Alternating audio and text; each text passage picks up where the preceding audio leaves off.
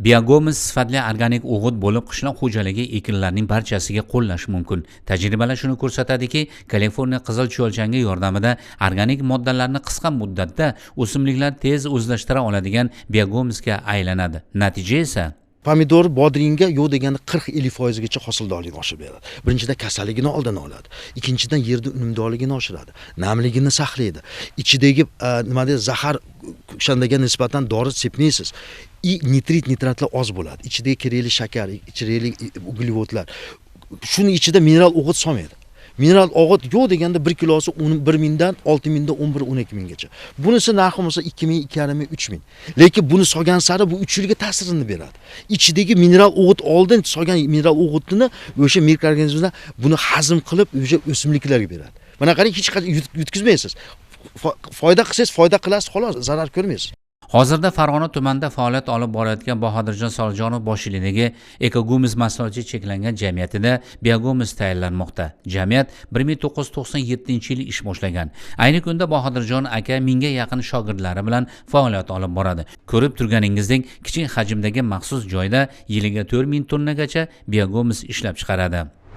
Biogomis tarkibida 40-50% quruq organik massa, 10-12% gumus, azot, fosfor, kaliy, kalsiy va boshqa mikroelementlar mavjud. Hamma ishda o'zgarishi know-how'si bor, yangiligi bor. Biz endi hozir ko'rib turganingizda birinchi bosqich, birinchi bioreaktordan boshlab oxirigacha sertifikat olgunga qadar butun jarayonni necha yildan beri o'rganib, tadqiqot shogirdlarimizdan qilib bu narsaga erishdik. O'zbekiston sharoitida Kaliforniya qizil yomg'ir cho'lchaklari orqali biogomis tayyorlash va unga ishlov berish, daromadlar hamda biogomis tayyorlashning o'ziga xos jihatlari yaxshi natija berayotganini ta'kidlaydi mutaxassis. 80 sm qalinligida 500 kilo hisoblasangiz, bu degani 1 kvadrat metrdan 2 million. 2 milliondan demang, 1 million. Endi 2 sotigizda necha kvadrat chiqadi? Bunga faqat mehr qilish kerak. Rahmatli dadam aytadi, cho'lchim bilan gaplash dedi. Hamma shogirdimga o'rgatganda shu narsani shiorimni qo'yganman. Gaplash, mehr qo'y. Shuna shogirdlarimiz bor, aka 1 yilda 50 barobarcha cho'lchin qilganlar bor. Bahodir akaning bu sohadagi ustozi otasi Hayitboy Solijonovdir. Biogomisning qimmatli xususiyati shundaki, tarkibida o'simliklarni oziqlantiruvchi moddalar miqdori 10 marotaba ko'p. O'sha xonadonlarda qiladigan odamlar bo'lsa, mikrokredit olsin, mablag'i bo'lsa qilsin. O'sha go'ndan 10 barobar biznesda bu, foydasi keltiradigan biznes. Buni yo'lga qo'yib oladigandan keyin birinchi o'rinda xomashyo, ishlab chiqarish, sotuv.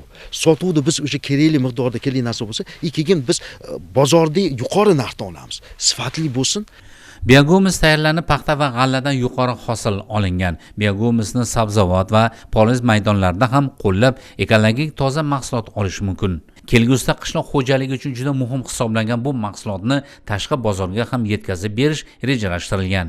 Iqtisodiyot investitsiya vazirligida hozir tender o'tkazilib 100 ta tashkilotdan bizning tashkilotimiz g'olib chiqqan. Buni dunyoga eksport qilib, hamma yo'nalish boshqa o'rgatish bo'lyapti. Hozir dars o'tilyapti, o'rganyapmiz. Bu bilan nima demoqchimanki, eng asosiy eksportga chiqaramiz biz buni. Ekogomis mahsuloti cheklangan jamiyatida uy sharoitida klaster usulida biogomis yetishtirish va shu orqali aholi daromadini oshirishga qaratilgan ko'rgazmali seminar ham tashkil etildi. Unda O'zbekiston sharoitida biogomis ishlab chiqarish texnologiyasi hamda biogomis yordamida yerlarning unumdorligini oshirish masalasi asosiy e'tiborda bo'ldi. Ya'ni Qo'shtepa tumanida o'zimiz va o'zimizdan tashqari yana 10 ga yaqin shu yirik ishlab chiqarayotgan shogirdlarimiz, ukalarimiz bor. Ular har yili o'zini oilasiga 20 million, 30 million, ba'zilari 100-200 milliongacha qo'shimcha daromad olib kiradi, ya'ni biogomis tayyorlashdan. Va undan tashqari biogomisni o'zini xo'jaligi uchun, ya'ni dehqon xo'jaligi uchun ishlatib turganlarim bor. Ular foydasi undan ham ko'p bo'ladi. Ya'ni biogomis ishlatib qishloq xo'jaligida ekilayotgan ekinlardan yuqori hosil olish bilan birga yuqori daromad olib kelyapti o'zini oilasiga. Dehqonchilik mahsulotlarini yetishtirishda yerning unumdor bo'lishi muhim jihatlardan biridir. Ayrim hududlarda yerlarning hosil berish ko'rsatkichi kamayishi kuzatilyapti. Yerlarni qayta davolanishning eng samarali usullaridan biri Kaliforniya qizil cho'lchaklarini ko'paytirib, biogomis hosil qilib yerlarga berishdir. Oxirgi yillarda bu organik chiqindi qishloq xo'jaligi asosan oziq-ovqat yetishtirish sanoatida keng ko'lamda ishlatilmoqda. Viloyat veterinariya va chorvachilikni rivojlantirish boshqarmasi mutaxassislari ishtirokida o'tkazilgan seminar yakunida biogomusning turli hollarda qo'llanishi, hosil miqdori va tuproq unumdorligini oshirish bo'yicha takliflar aytib o'tildi.